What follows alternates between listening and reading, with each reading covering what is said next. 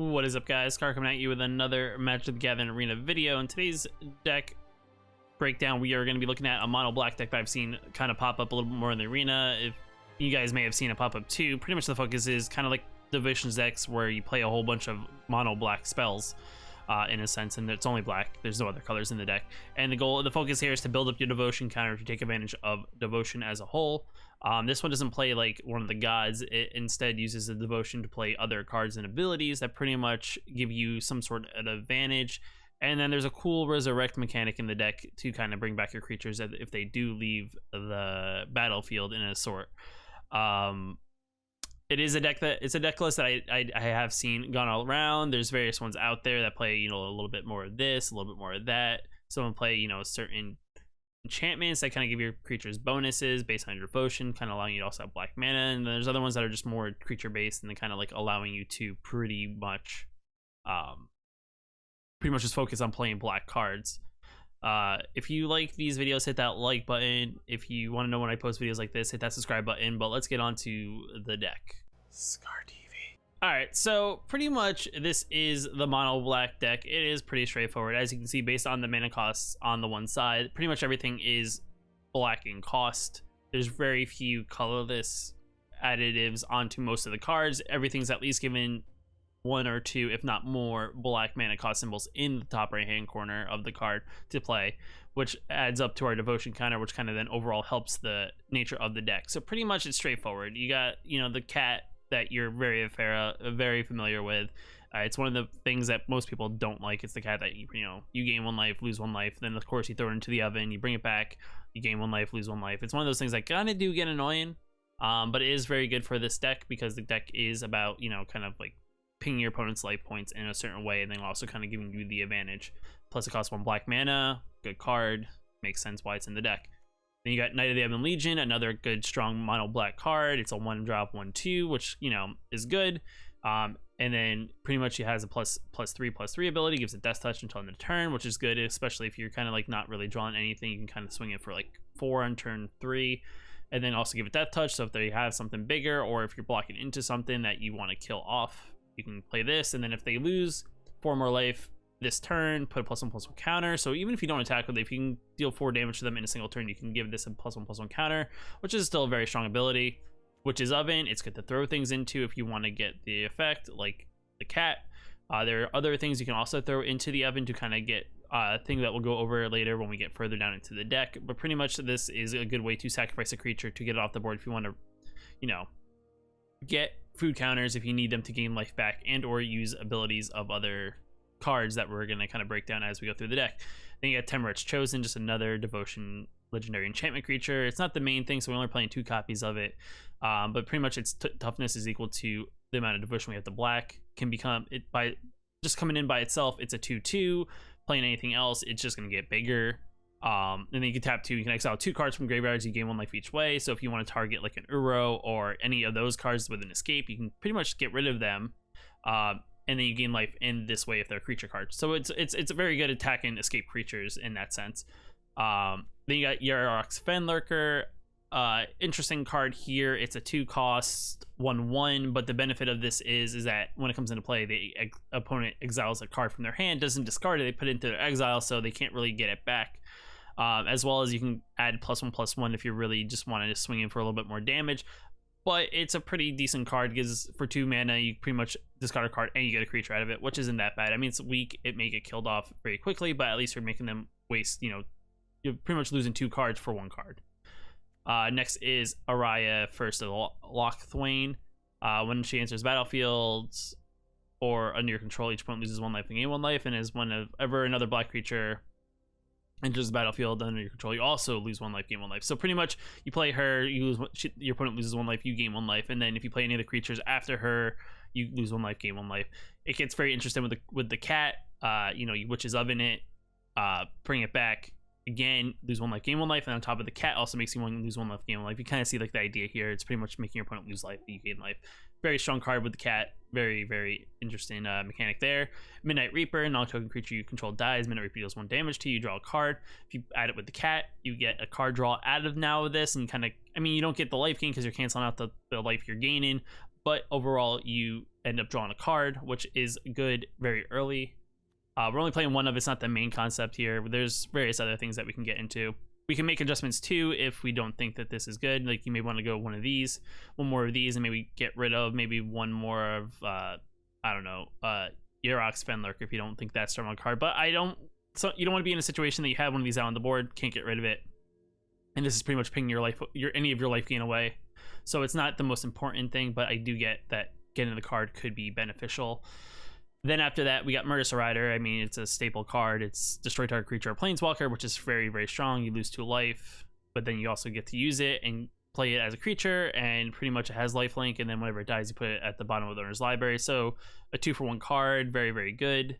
Then you got Dragon to the Underworld. This is actually a very, very good card. We're only playing 2 of it, though, but this costs X less to cast, where X is Devotion to Black. So legit, on turn 3, you could pretty much play this for 2, or even on like turn 2, you could then therefore play it on your next turn. I mean, by turn 3, you're pretty much playing this. It's a kill spell for pretty much 2 mana in this deck, just because most of what the cards you play are all Black Devotion that are very early. So this is pretty much going to be called 2 costs very, very early.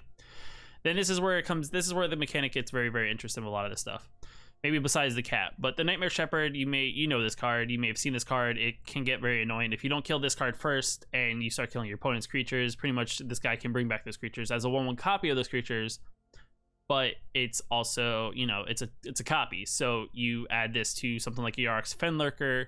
So you bring Fenlurker out, Fenlurker dies, you have Nightmare Shepherd out, you get another Fenlurker out, then they have to discard another card. Add it with the Witch's Oven, you can throw your own things into the graveyard to then get them to make a copy of themselves.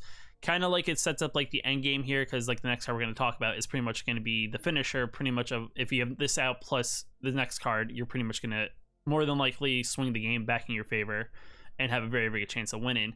And then the final card up is the Grave Merchant of Asphodel. Pretty much it enters the battlefield, each opponent loses X life for X's Devotion to Black. You gain life equal to life lost this way. So if this creature dies, you have Nightmare Shepherd out, pretty much you get another copy of this. I mean, by turn 5, you could have like 6-7 Devotion out. You know, your opponent's losing 6 or 7 life, you're gaining 6 or 7 life. It could completely swing the game, especially if you're down, especially to a deck like Mono Red. This can definitely swing the game back into your favor, give your opponent, like, if they tried to get you down as quickly as possible, this may gas them, and then, you know, they can't do that remaining damage to you. You take advantage of that, and then you pretty much win the game. And then you also got Castle Locthwain to kind of give us that card draw. That's why it's not as important to have enough Midnight Reapers. We'll have 4 Castle Locthwains to kind of allow us to draw that card and lose life equal to the number of cards in our hand. So if we're getting low, we can, you know, 1 or 2 cards, you know, you 1 or 2 life for drawing a card. It's not bad for 3. And then, of course, 20 Swamps. But pretty much that is the deck. It is pretty interesting. It's fairly good. I think there's things that you could probably tweak, add 1 more of this, lose 1 more of that. It's more of a personal flavor. This is one of the lists I think I saw from one of the MTG Online tournaments, so I kind of messed around with it a little bit. At one point I didn't have enough of Knights of the Ember Legion, but I was able to craft the 4 that the list called for. But overall, it's a pretty interesting mono black deck, kind of like the mono blue aggro deck. It kind of has its own mechanic, kind of like how the mono blue one's more of a flash mechanic. This one's more of, I'm going to make your opponent lose life and I'm going to gain the life kind of thing. But let's move into the games and kind of watch and look at how it's played.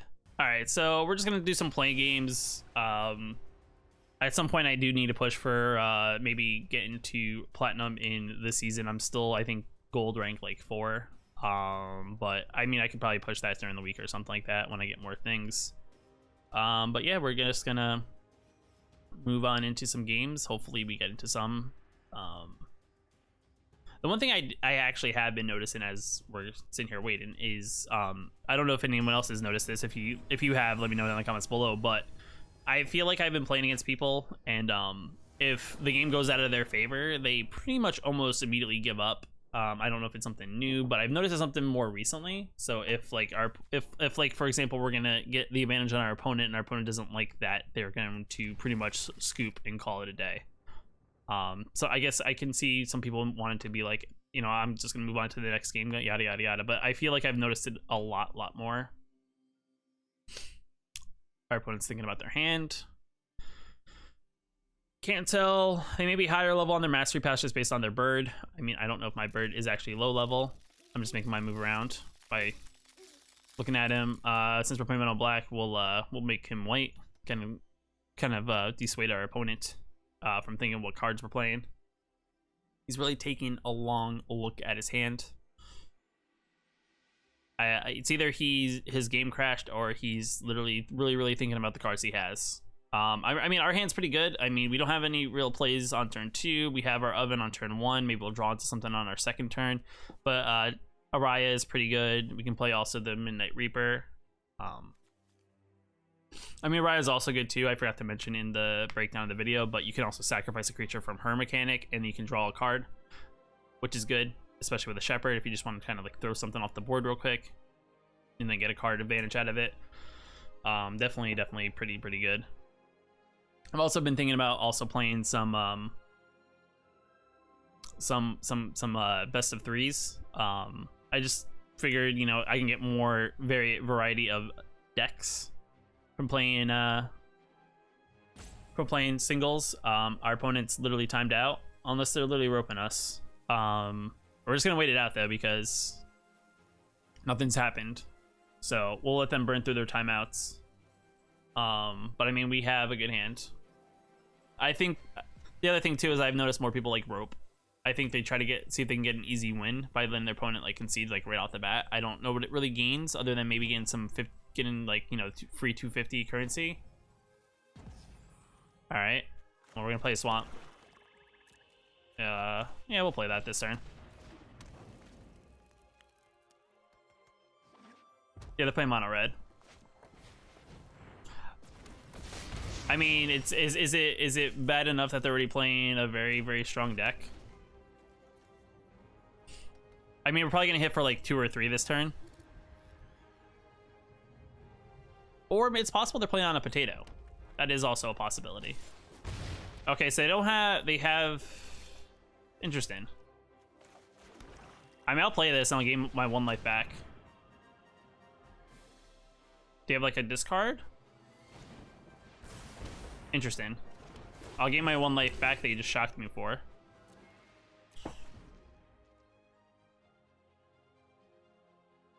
That was a very interesting move, because I would have saved it not knowing that he had a shock. I mean, he could have a burn spell here, but I feel like if he plays like his troll guy... Oh, I'll just sacrifice and get a food token. And then you spend all your mana for nothing. A very interesting setup for a black deck so far. I haven't seen a deck like this. It's also very interesting that... It's very interesting to see him play a deck more like this. I've never seen a red deck play some of these cards. I mean, I don't know if it's a list that he's coming up with to kind of get a little more aggressive. That's perfectly fine. I'll actually even take the damage because I'll kill his Torborn next turn. Nah, I don't. Nah. He's tapped out, so it's like, I'm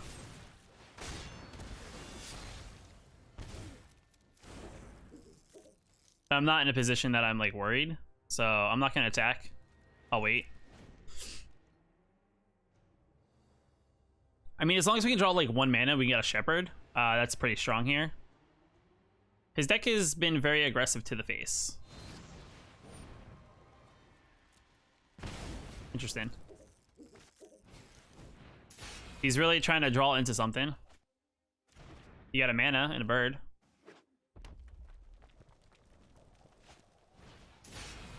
All right. Really looking for something. And he's probably not gonna attack, yeah. Well, his last card, I think we'll keep the mana open. Part of me wants to get rid of that 1 card. I mean, these cards aren't in his hand, so that's not the Yarok Fenlurker is not gonna matter there. I mean, I could play the Murderous Rider and gain a life and make him lose a life. I mean, that's possibly a play here. Yeah, we'll do that.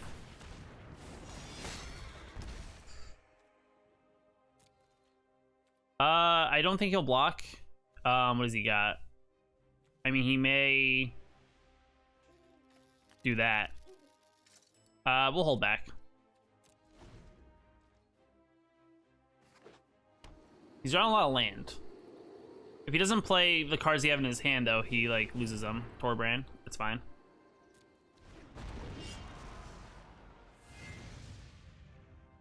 He pinged something for 2 or 3. I feel like I'll just sack it.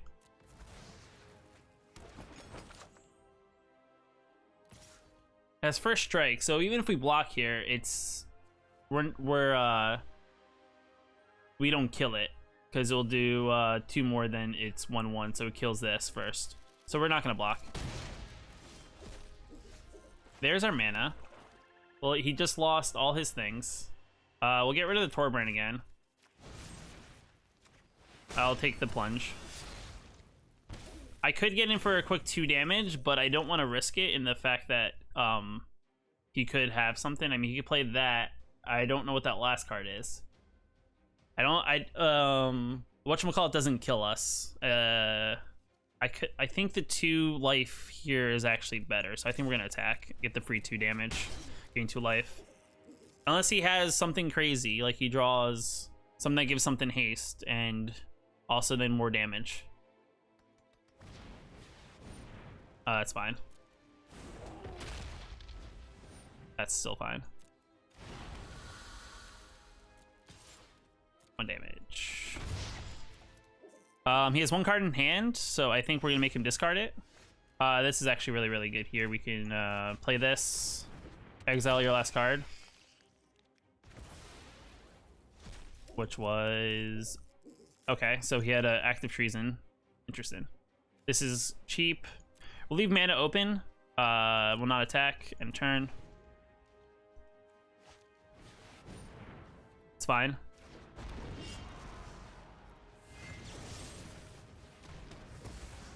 It's dead again.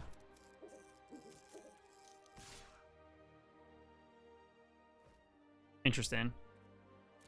Well, I'm gonna take it here because a burn spell is gonna kill me. We'll gain 2 life.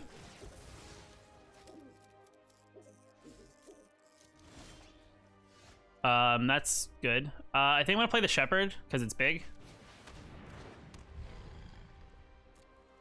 And not attack. I mean, it's no point. That's perfectly fine. Let's see what he does here. I could block here and pretty much just kill this off, so the biggest creature's off the board and gets rid of 1 devotion, and then play another one. Or I could just take it because it's not like he can burn me, so I'm just gonna take it here because I could get a Greymane next turn, gain X amount. Yeah, that was the play, because I mean I'm gonna gain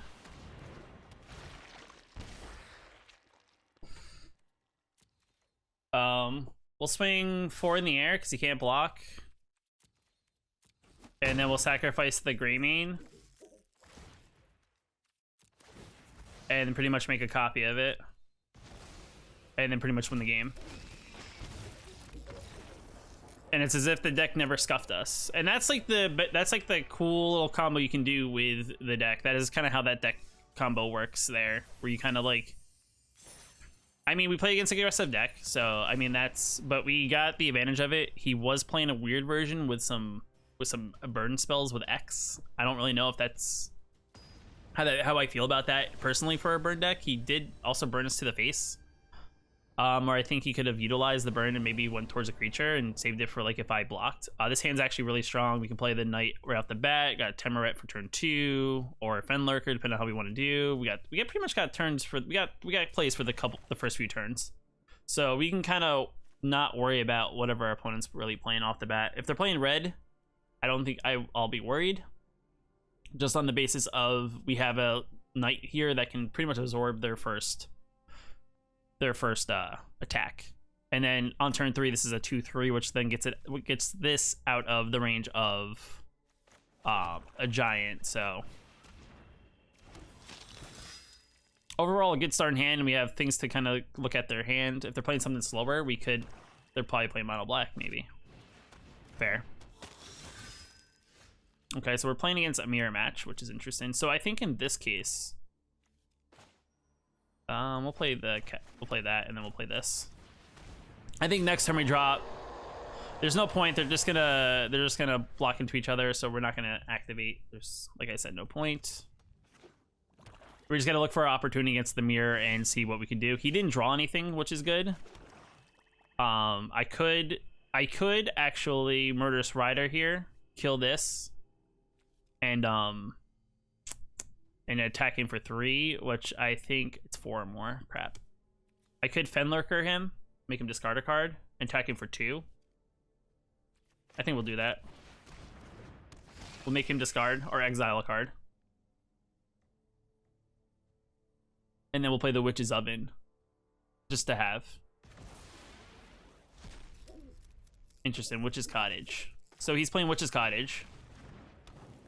We'll go to combat. We're gonna attack him for 2. I mean, it's not a big deal. He's not gonna play a haster guy on us, so I'm not worried about it. I could actually, if he decides to block, if he decides to attack. I mean, I could see him. That's fine. I'm gonna kill it next turn. He's not gonna attack because there's no point.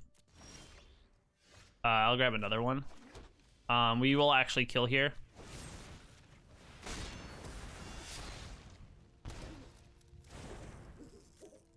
We'll go to combat. We'll swing it for 2.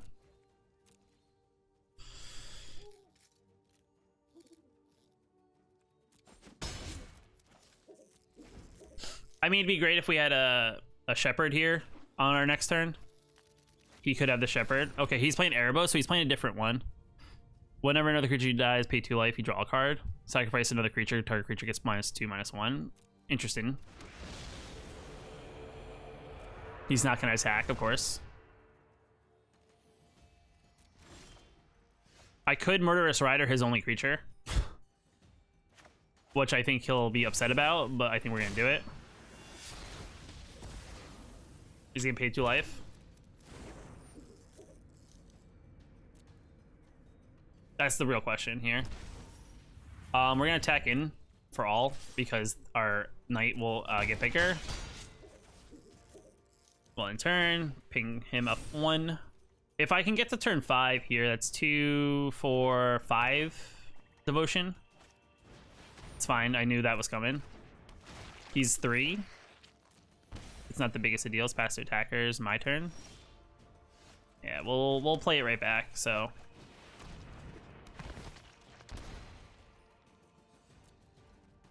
There's no point to attack in here just because they'll just exchange. So we'll just leave. I mean, I could attack with I could attack with these 2, and one of them will get through, the other one won't. Yeah, I might as well pressure him because he's still got a. He's just gonna block. Yeah, he's gonna block 1. It's not gonna kill anything, but he'll be down to 5, which puts us in a good spot. Oh, they pay 2 life. Nice. I didn't actually even realize. I completely forgot that they actually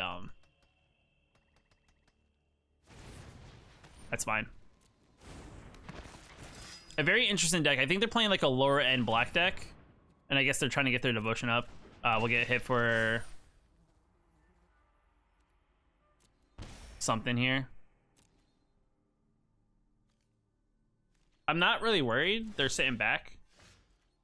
We'll play the Murderous Rider. Because, I mean, we can block here. It's not a big deal. That's 3 mana.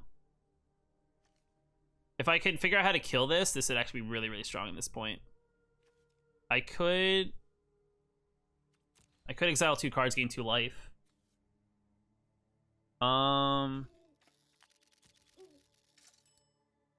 No, attack doesn't matter because this will kill one of them. This will kill the other one just because we'll have Death Touch, so we're not going to attack.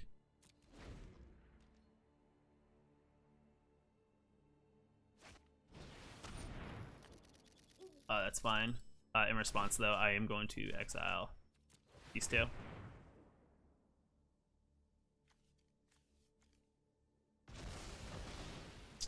It's almost pointless for him to attack. It's like we're both waiting for something to kind of kill us.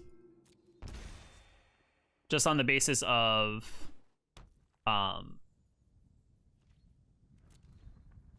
everything equally exchanges. The only thing that may go through is I'd probably block this. Now we'll play my own, which is hilarious.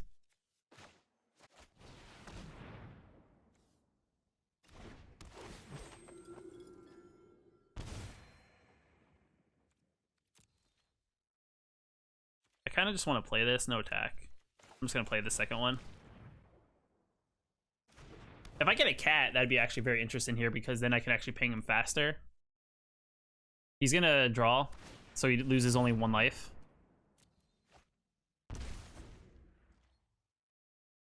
Hoping to get some answers. It's fine.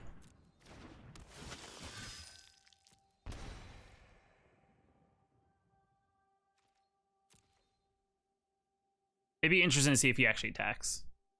I think we're both looking for a Shepard here, because if... well, I can start being annoying. Because now I'll start gaining double life, and he'll start losing double life. I could play the Murderous Rider. The plays. This is not in my hand, so I could still Locthwain. I can ping him for 2 more. I may want to leave the mana open just in case he decides to swing in with his creature. I'm not going to play anything. I may leave this open, depending on what he does. I may or may not play the land. That's fine. I want to leave the mana open. He actually may have jeopardized himself, because play that, put it back. That's perfectly fine, dude.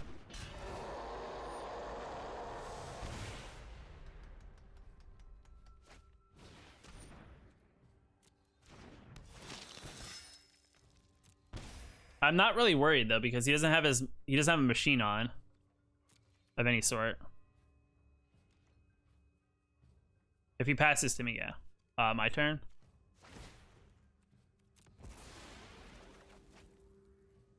This is also kind of interesting here, because it starts a weird mechanic.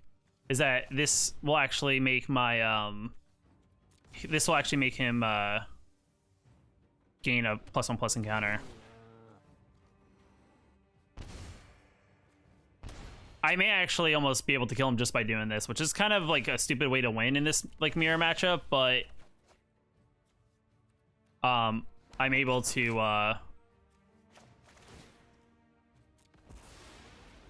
I'm just gonna I may actually just draw. That puts him at 5.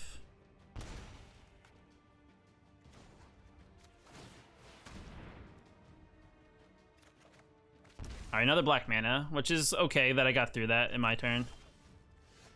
Murderous Rider, I can kill something, which isn't that big. He did give up because I think I do have game. I think I can just ping the cat and then play a creature and I win. So, very interesting. I could actually sacrifice the cat. No, I can't sacrifice the cat. I gotta sacrifice the cat with the thing. Yeah. Very, very interesting. But that's another interesting matchup. We did beat the mirror, which is good. I think they played a slightly different version because we don't run Erebos in our deck. But you can see how even the mirror is a very interesting matchup. But overall, the deck is pretty smooth, I would say. Pretty smooth. I mean, I've had... ooh, that's intimidating. It's a big old, like, Diablo-esque looking guy. I'm kind of happy that we did play that out. Our opponent does go first, so this is a little different, but we have a different start in hand. We have a cat, we have an oven. I think we're going to play oven first and then play cat turn 2. I think is the best way. It looks like we're playing literally ourselves. Well, that's great.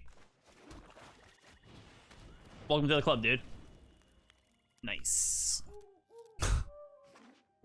Ooh, Rakdos. Okay, we're playing Rakdos, which is interesting. Which I think in this situation, I actually kind of want to target their hand. They don't have many cards, but a cat could be stronger. We're gonna target their hand. We'll let them get rid of 1 more card from their hand, which puts them at 3. I mean, they have a draw. Like, get rid of a land. They must have a handful of lands then if they're getting that actual aggressive about it. I'll let them attack, to be honest. They may actually have what's his face, the guy that burns whenever you sacrifice a creature, or whenever a player sacrifices a creature. I think I can target him. I do have some answers here. If he attacks, it's fine. I'm gonna take one. Don't worry, guy. I'm not gonna pump up my little lurker. Okay, that's perfectly fine. We have an answer for it. So we'll play my cat.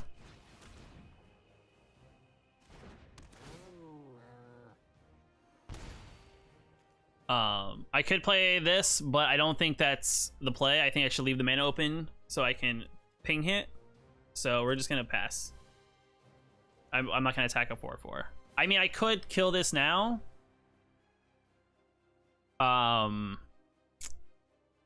But I may want him to. I'm gonna let him get hit for one life, if that makes sense. I feel like that's the play. Yeah, that's fine. I can gain the life back, so I'm not worried about that.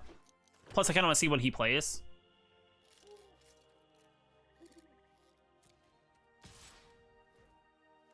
I feel like he's like looking at the Witch's Oven, as if like, yeah, that just happened, dude. You're gonna either Witch's Oven it and get a token out of it. Perfectly fine. He gets 2 foods. Awesome. That fizzles. It's perfectly fine. Well, I mean, I might as well get a use out of it, right?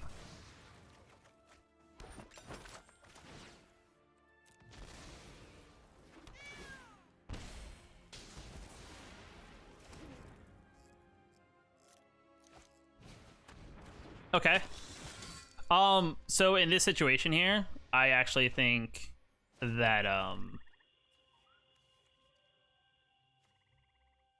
he's gonna pump. That's the thing. He's gonna pump next turn. So my thing is, what does he have in his graveyard? I could play this, leave mana open, gain life. It is a big butt. You can only pump this up to 3/3, right? Or 3/4. I could play this, just making a big guy on the board. And I think that's what I'm gonna do. Make him attack, make him kill it with his 1 card. That's fine.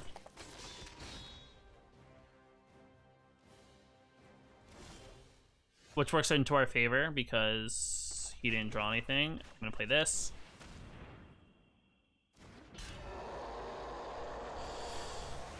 I may just swing in the top for 4 because he has no blockers for air. And my stomach is madly growling right now. He's gonna pop a food, it looks like. He's looking at this food. Still fine.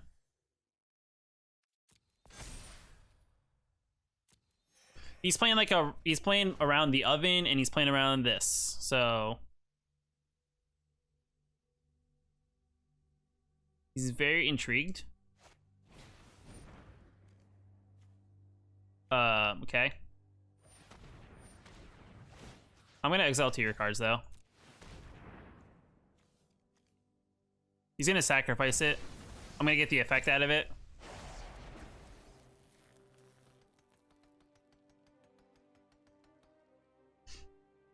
Because here's the interesting thing, right?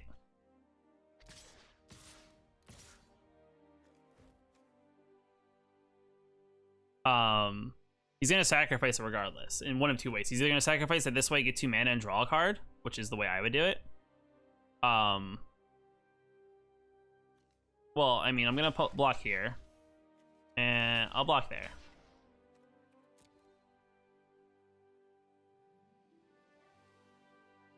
You can pump it all you want. I'll take 3, I guess. It's not enough to do the damage to me.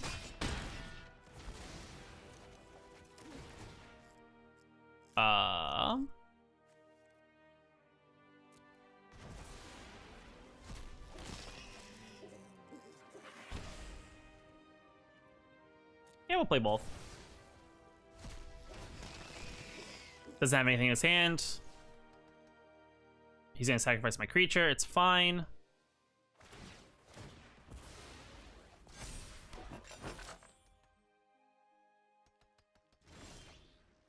I'm drawing mana, which is not great.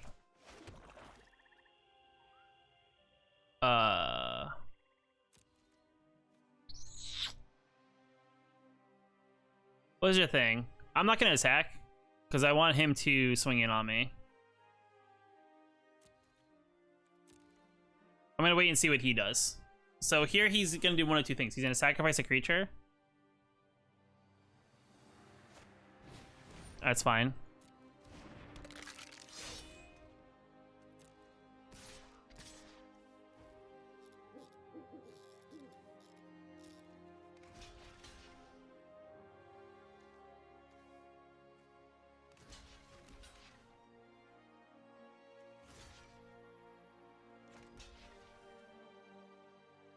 I'll make him sacrifice if he really wants to.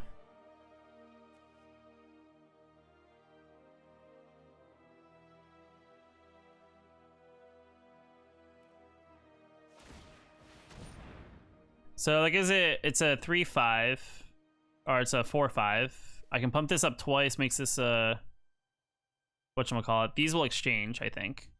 The question is though, is he going to sacrifice anything to pump this so it doesn't die? That is the real thing. I'll just activate. I have the mana open, might as well.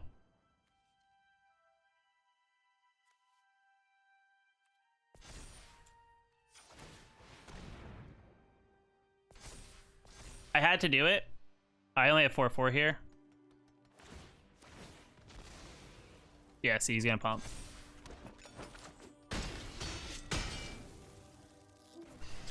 Alright, so we have to just have a hope and a prayer because we drew dead. This did not work out, so we'll play this.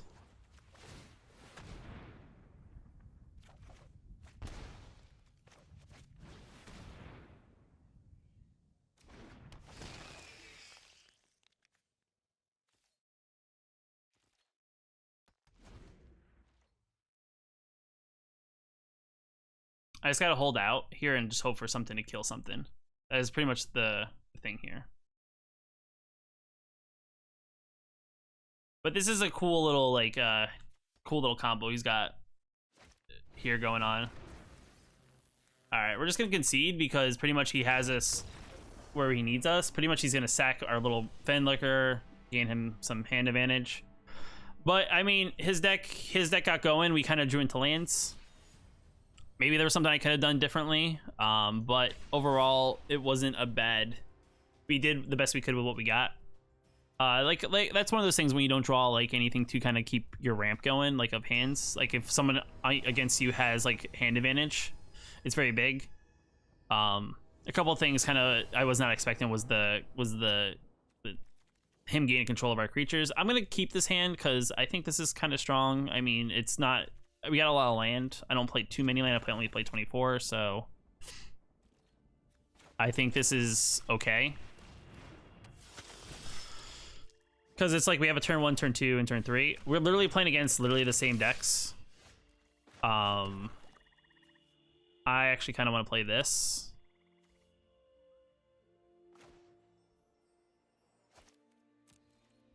I'll ting for 1. Part of me still wants to play up. Part of me wants to play this because I can easily block his gutter bones if he decides to attack, which makes him try to hold back. That's fine. He's also playing an aggressive deck, it looks like. He's debating if he wants to attack into me, I guess. I don't know. He's looking at my cards. I think 10 to 1 he has probably some sort of Alright, we're just gonna play all of the Knights of the Ebon Legion. No, I believe he's back because I'll take an extra card. Knights of the Ebon Legion and Swamps. That is what I have right now. I think he has something to gain control of a creature I control. I'm not 100% sure. Okay. I am actually going to let him discard a card. And I'll play this. And I'll play this. So it looks like I have like a big enough butt to kind of kill his dinosaur. Let him discard a card. It's fine. He discarded a land. All right, I'll take the land. I'll take the card. I got a cat. That's actually not bad.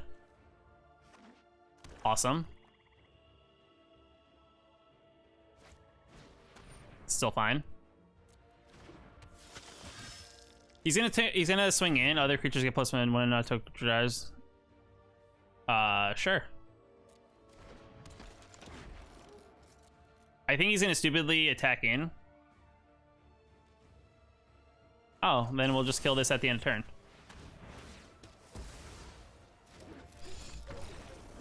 And see, that's one of those things where like, where someone gives up when something doesn't go their way. Kind of interestingly, like, oh no, I killed your dinosaur, but you still have a decent board. But I guess you really want the dinosaur that badly, I guess. I don't really know. But overall, the game seemed to be pretty good. I mean, we did very well. I mean, it's kind of interesting. I mean, we didn't really, I guess they consider us to be more aggro, so it looks like a lot of the cards that our decks we played against were really aggro. So, I mean, we did very well against that red deck that played some interesting cards, so that's always good when you win against a red deck, because I hate red decks. I feel like you guys know how much I hate red decks. I mean, hopefully you guys hate red decks. Let me know down in the comments below. I mean, the other thing too is that we played we played a mirror match that went very solid. Then we played against that Rakdos match that he had a very good hand and very good tempo, so he got advantage of us because our tempo kind of fizzled. And then the last game, I mean, the opponent just kind of was like, I don't want to deal with this. So, but guys, overall, I mean, if you like this video, hit that like button. If you want to know when I post more videos, hit that subscribe button. Leave a comment down below. Let me know maybe about a different color deck that you want me to play, or a different deck that you may know of that maybe I want to take a look at down in the comments below. But until next time, I'll see you later. Bye-bye.